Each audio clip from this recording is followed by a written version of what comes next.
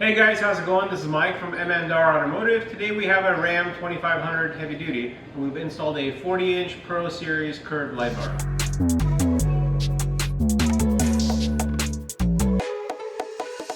I'm going to start taking this off by removing the push pins to get the top cover off.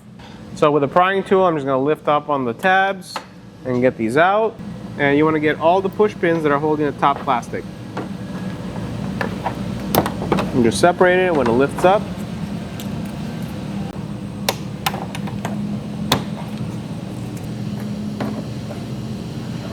So we're going to get these two push pins in the back.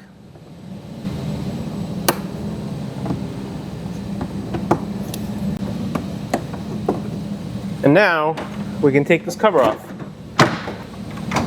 Now we'll put it aside. All right, next thing we're going to take out all the 10mm bolts that are holding the top brow. Next thing we got to take out two push pins, one on each side, that are holding the top brow. Lift it up and take it out. With the bolts and push pins removed, now we can slide this brow forward and put it out to the side. Now we have a secondary set of bolts, 1, 2, 3, 4, 5, 6 that we're going to remove. So next thing we have to remove this trim panel underneath the headlight. I'm just going to pry it and try to unclip it. And it's just held on push clips. 1, 2, 3, 4. Alright, so we're going to do the same thing on the passenger side. We're just going to use our prying tool, get it in there, and unclip the clips. So just pull on it, and here's the 1, 2, 3, 4. Those are the 4 clips that you're unclipping. So now let's take out these bolts, one on each side. So the last step before we remove the grill, we got to remove this bottom trim piece. This one's a little bit tricky. I want to show you exactly what I'm loosening. There's 5 bolts from the bottom that we have to not remove but just loosen. As soon as you loosen it, this thing pulls forward. If you have an extension with a 10mm, it definitely helps. It's not necessary, but if you do, it'll make your job a lot easier. So the 5 nuts that we're going to be loosening, there's one on the corner here. You can feel it with your finger. There's one that's visible. There's a middle one here that you can feel with your finger. It's a little recessed up. There's one right here, and there's one on this corner. I like to do it from the bottom with an extension. It makes it a lot easier. So we're not removing the nuts, we're just loosening it, and when it decompresses, you'll be able to slide this trim piece out. So now we're on the bottom of the truck, and I'm going to use my long extension in order to loosen those nuts. So I want to show you that there's cutouts, and that's one for every nut that we're loosening. So I'm going to get it through this opening. So I'm using my hand through the grill in order to feel that nut, and I'm going to loosen it. All right, that's one. I feel the nut being freely spun, so we loosened it. Now I'm going to do a second one. I'm going to feel it with my hand. There you go. And I'm guiding the socket with my index finger in order to get it on top of the nut. Yep, I can freely spin it. That means we loosened it enough. Now this one. That one's good, and I got one left, which is right here. All right, now they're all loose. After loosening those 5 nuts, we can go ahead and get this out.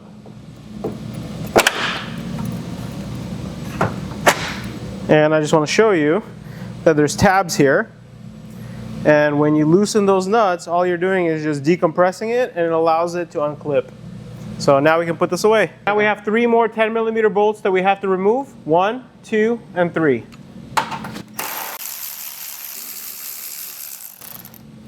And we'll do the same thing on the passenger side.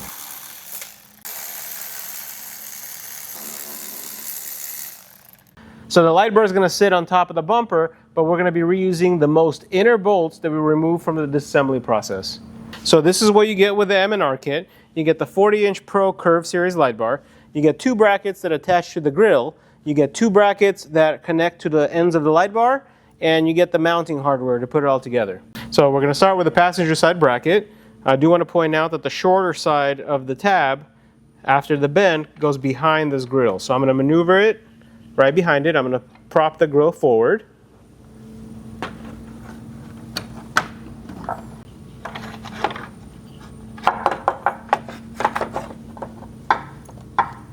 And we're going to use the hardware that we removed from previous steps to install this bracket. As you're tightening the bolt, make sure that this bracket sits horizontal. Now that the bracket's horizontal and it's tightened, let's do the same thing on the driver's side. So now we have the driver's side bracket, and if you can see the shorter tab after the bend, that's the one that's going to go behind the grill. So I'm going to maneuver the bracket inside.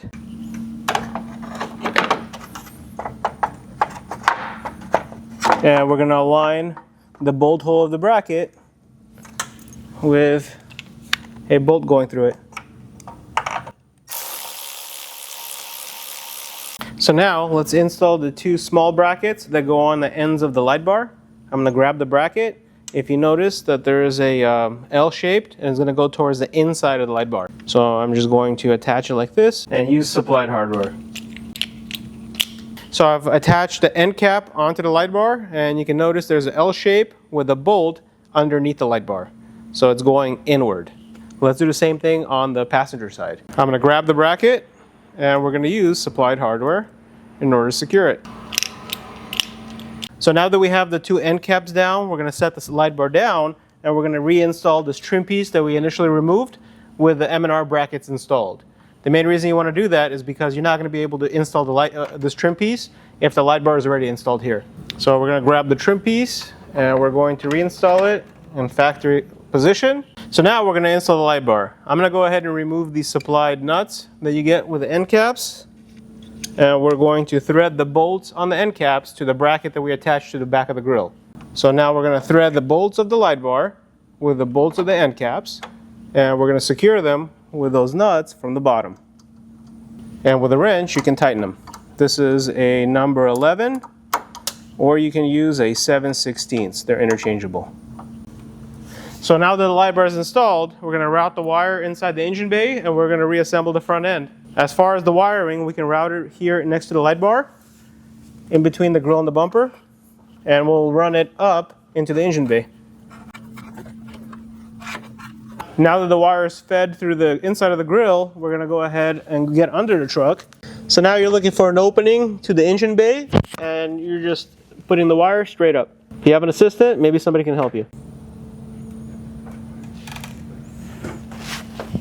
So now with the wire in the engine bay, you have either two options. Option number one, if your vehicle is equipped with factory auxiliary switches, you can connect two power sources, one for the powerful white light, one for the amber DRL. If your vehicle is not equipped with factory auxiliary switches, you can use the M&R wireless wiring harness, and the cool thing about it is super easy to install. You don't have to run any wires inside the cab, and you control your lights wirelessly with a remote. We have the M&R wireless module, the remote. We have all the stickers for our buttons for the remote. There's a fuse holder, two power wires, one for every side of the fuse, black ground wire for the module, two zip ties for mounting, optional ACC wire. We typically don't use it, but it's available, and some connectors with a fuse. Let's go ahead and take off the cover from the control module. There's 4 Allen screws that we're going to remove, one on each side. So with the cover off, we do have 8 different circuits with 8 different amp ratings, one positive for every circuit. Everything's nicely epoxied, and you do have accessory ports. So we have 2 ports here, 3 trigger wires. We have a positive for the battery, and we have a ground terminal here. I'm going to open the fuse box. I'm going to remove the 8mm nuts, and we're going to install an inline fuse. So I'm going to go ahead and lift up one of the washers. It's a 100 amp inline fuse. Doesn't matter how it goes as long as you put it on the terminals. And let's install the 2 power cables, one on each side. So we're going to do one with a washer and a nut, and then I'll do the second one on the other end. That's one. And then this is going to be the second one. So now we have a power cable with an inline fuse. So this is the positive, BAT positive terminal of the module. I'm going to loosen this terminal. I'm going to grab the power wire, feed it from under, and we're going to put it connected to this terminal.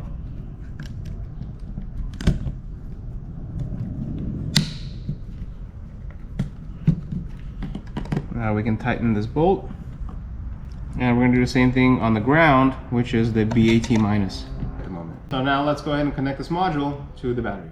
Okay. So now we have our wireless module assembled and we're back in the engine bay. I'm going to connect the power and the ground directly to the battery. So we're going to use this 10mm bolt. I'm going to unscrew it, slide the terminal through it. I'm going to slide the positive terminal through it, and we're going to tighten the bolt. All right, so that's for the power. And we're going to do the same thing for the ground. We're going to use this negative terminal to ground the unit. Loosen the bolt, slide the terminal under, and retighten it. So now that you get a green light here, this shows me that this wireless module is receiving power and it is grounded. Now we're ready to connect our lights to it. Before we do that, I do want to give you guys a couple of locations where you can secure it. We can either secure it here by using these two holes here inside the module. You can secure it to the top of the fuse cover. Another good location will be to zip tie it on the bottom of this cross brace and just make sure that it's nice and stationary. So let's go ahead and connect the light bar to it. So on the light bar you get 3 wires. You get a black wire, which is the ground. You get a red wire, which is the positive for the main function of the light bar. And then you have the white wire, which is the amber DRL. So we're going to use 2 different channels to control it, either powerful white light or amber DRL. So we're going to dedicate channel number 1 for the main function of the light bar. So that's going to be the red wire. I'm going to slide that under. We're going to loosen the terminal. And we're going to tighten it after the wire's in it. And we're going to dedicate channel number 5 for our amber backlighting. 1, 2, 3, 4, 5. With the 2 power wires connected to the module, we're left with 1 wire, the black ground. So we're going to put an eyelet on it and we're going to secure it to the truck. You can either go to the negative terminal of the battery or you can go through the chassis of the vehicle.